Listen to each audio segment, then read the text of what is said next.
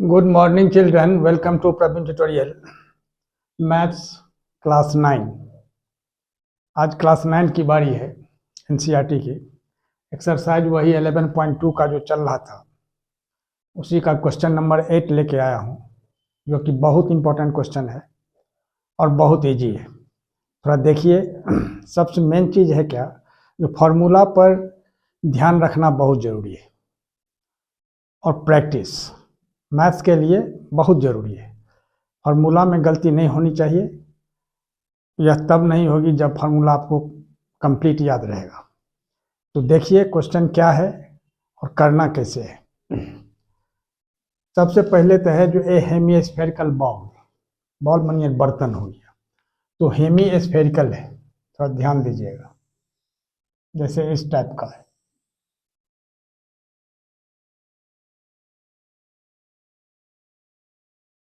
यही Hemy spherical ball है। Is made of steel 0.25 cm thick, यानी इसका थिकनेस जो है यही थिकनेस हो गया।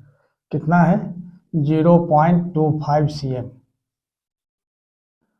और क्या कह रहा है, the inner radius of the ball is 5 cm। Inner radius का मतलब यहाँ से लेके यहाँ तक हो गया। ये हो गया आपको इनर रेडियस, यानी स्मॉल आर। ये दिया हुआ कितना? 5 cm। थोड़ा ध्यान दीजिएगा। तो कह रहा है जो find the outer surface area of the ball का आउटर सरफेस एरिया निकालना है। आउटर सरफेस एरिया का मतलब बाहर का, अंदर से कोई मतलब इसको नहीं है। अब ध्यान दीजिए, सॉल्यूशन में क्या करना होगा, सबसे पहले यानी इनर रेडियस जो दिया हुआ है, जिसको स्मॉल आर आप लिख सकते हैं, कितना? 5 cm। और थिकनेस कितना दिया हुआ है?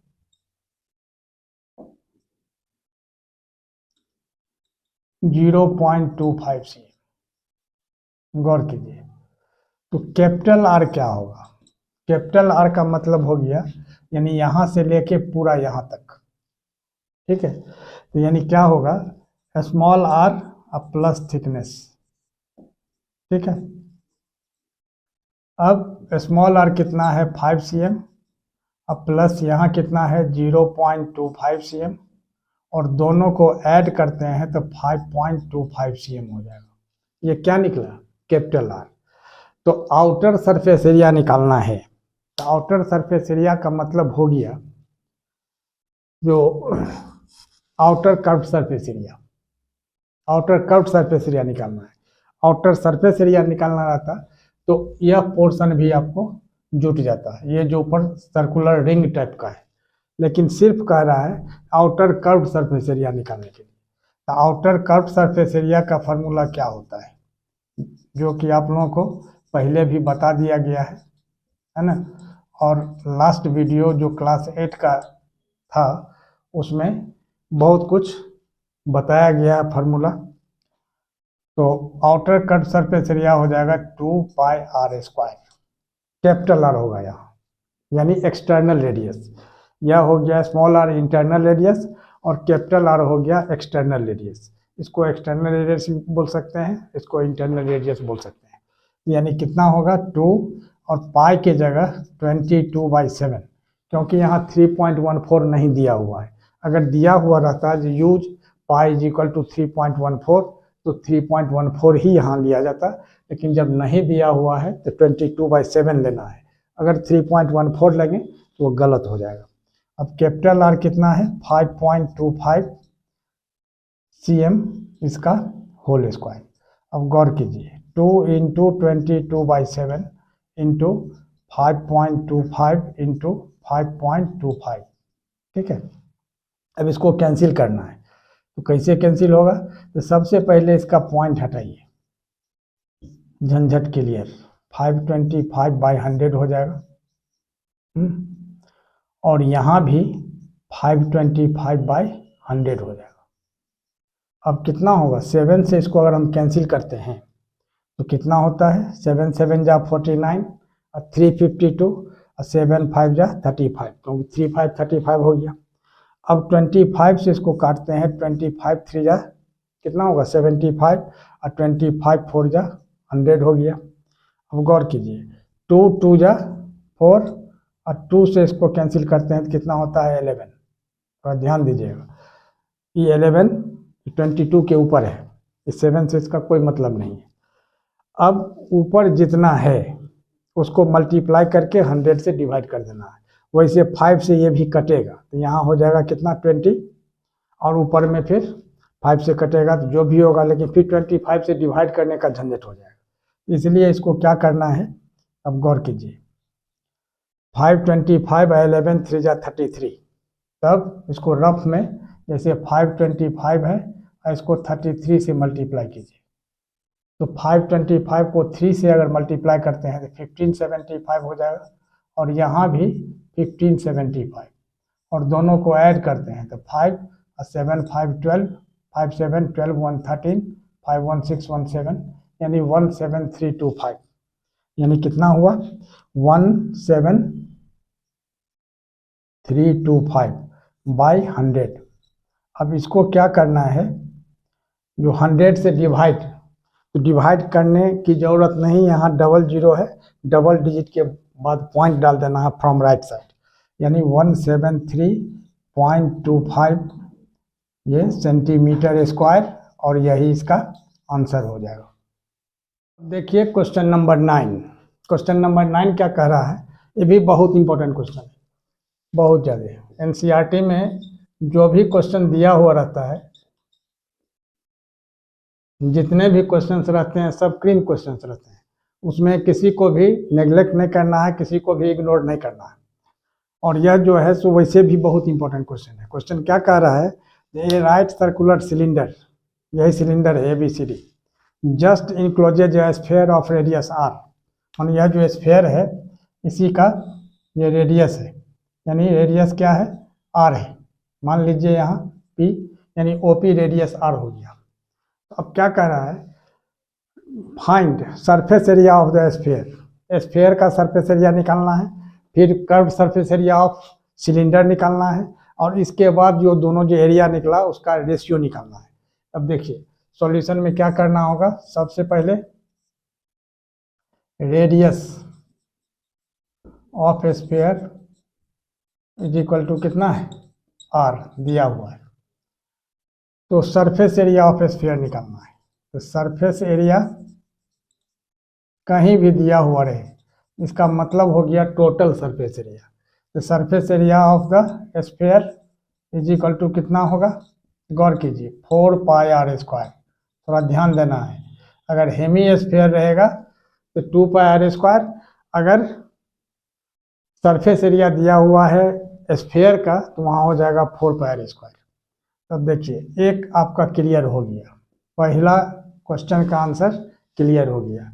अब सेकंड चलिए, सेकंड में क्या है,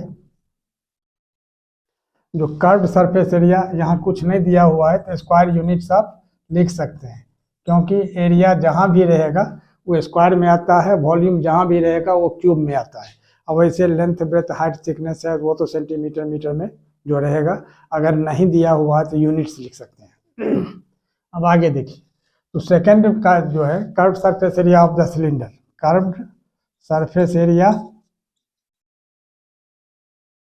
ऑफ द सिलेंडर। अब गौर कीजिए सिलेंडर का कर्व सरफेस एरिया क्या होता है, वही लास्ट वीडियो में क्लास 8 का चल रहा था, उस 8 में मैं डिटेल में सब फार्मूला लिख दिया हूँ, ज़रूरत पड़ने पर आप बैक जा सकते हैं, उस वीडियो में देख सकते हैं, क्लियर हो जाएगा। तो curve surface area of the cylinder क्या होता है 2 पाई RH। अब गौर कीजिए तो 2 पाई तो पाई हुआ और R जो है सो वही R है, और H देखिए H में क्या लिखना होगा, अब गौर कीजिए R ऐसे भी आप लिख सकते हैं इस तरह से 2 पाई RH, जैसे R यहाँ लिखा हुआ है उसी तरह से लिखना होगा। थोड़ा ध्यान देना है, कारण आपके हैंडराइटिंग पर भी आपका मार्क डिपेंड करता है। हैंडराइटिंग जितना क्लियर रहेगा मार्क्स उतना अच्छा आएगा। हैंड राइटिंग अच्छा है आपका, साफ सुथरा है, पूरा क्लियर है, तो आपको मार्क्स अच्छा मिलेगा, क्योंकि इम्प्रेशन एग्जामिनर का बन जाता है उससे। यहाँ 2πRH ऐसे भी लिख सकते हैं, यहाँ 2πR हुआ, और H में अब थोड़ा सा गौर करना है, तो इसका हाइट कितना होगा, क्योंकि यह जो रेडियस दिया हुआ है इसका, ये रेडियस हो गया OP, ऐसे भी रेडियस खींच सकते हैं और डायरेक्ट ऐसे भी खींच सकते हैं, तो वो रेडियस हो जाएगा R। लेकिन हाइट जो होगा सो टोटल यहाँ से यहाँ तक डायमीटर हो जाएगा। क्यों? क्योंकि जस्ट इनक्लोजेज है, सिलेंडर जो है जस्ट इनक्लोज करता है, मतलब चारों तरफ सटा हुआ है, ऊपर टॉप से भी सटा हुआ, सिलेंडर के टॉप से वो स्पेयर, उसके बॉटम से भी सटा हुआ है, राइट साइड भी सटा हुआ वॉल से, और लेफ्ट साइड भी वॉल से सटा हुआ है। तो जस्ट इनक्लोजेज का मतलब हो गया जो इसका जो डायमीटर होगा वही इसका हाइट हो जाएगा। तो डायमीटर तो दुनिया जानती है और आप भी जानते हैं, डायमीटर 2 × R होता है। यहाँ लिख देना होगा 2 × R, यानी कितना होगा 2 × 2 = 4 πr² स्क्वायर यूनिट्स। और यह जो हो गया आपका सेकंड का आंसर हो गया। और थर्ड में क्या करना है, उसी का रेशियो निकालना है, वो जो एरिया जो आपका आया है उसी का। ये पहला एरिया है 4πr², दूसरा भी आया है 4πr², इसको लिख देना होगा 4πr² स्क्वायर यूनिट्स, है ना।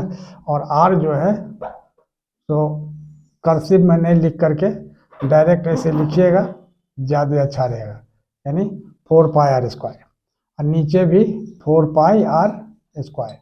अब 4πr² कट जाएगा, वैसे यहाँ आप स्क्वायर यूनिट्स भी ऊपर नीचे लिख सकते हैं, कोई दिक्कत नहीं है। स्क्वायर यूनिट्स, यह भी स्क्वायर यूनिट्स ऊपर नीचे वाला कैंसिल हो जाएगा। तो अब क्या होगा, ऊपर में कुछ नहीं बचा, यानी 1, और नीचे भी 1, ठीक है। यही 1:1, और यही इसका आंसर हो जाएगा। और इस तरह से आपका क्वेश्चन नंबर 9 भी क्लियर हो गया।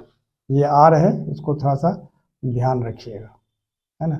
यहाँ भी R लिखा हुआ है, ओवर राइटिंग हो गया थोड़ा सा, यहाँ भी R लिखा हुआ है।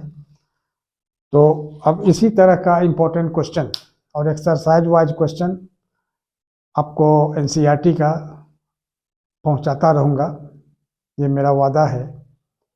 और आप तक वह पहुँचे, इसके लिए यदि आप पहली बार मेरे चैनल पर आए हैं तो सब्सक्राइब करें, नहीं पहले से हैं तो बहुत खुशी की बात है।